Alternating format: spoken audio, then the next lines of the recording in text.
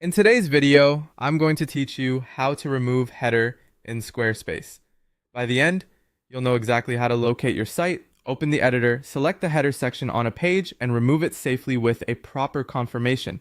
First, head to the Squarespace website and sign into your account. If you're already signed in, you'll land on the main Squarespace screen.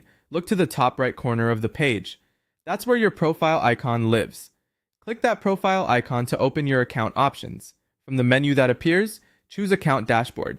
This takes you to a centralized view of all the sites connected to your account. Find the site where you want to remove the header. If you manage more than one site, take a second to verify the correct thumbnail or site title so you don't edit the wrong project. Once you're sure, select that site. Now click Edit Site. This opens the site editor so you can make design and content changes. Inside the editor, you'll also see an Edit button in the page view.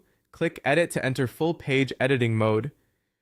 This ensures you can select and modify specific sections on the page itself. Next, navigate to the page where the header you want to remove appears. Move your cursor to the very top section of the page. You should see the header section highlight with its controls. Click directly on the header to select it. If you see a label or outline indicating you're on the correct section, that's a good sign you've selected the right area. Once the header section is selected, click Remove. Squarespace will display a confirmation prompt asking if you're sure you want to remove this section. This is a safeguard to prevent accidental deletions.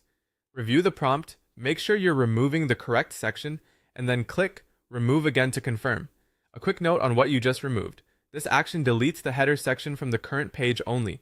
It won't affect your site-wide navigation or logo unless that content was part of the same page section. If your intention was to change or hide a global header, that's managed separately in the site's header settings. However, for removing a page's header section, the steps you followed are exactly what you need.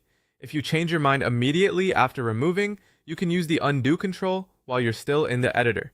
And if you're customizing multiple pages, repeat these same steps on each page where the header section appears. That's it. Simple, clear, and effective.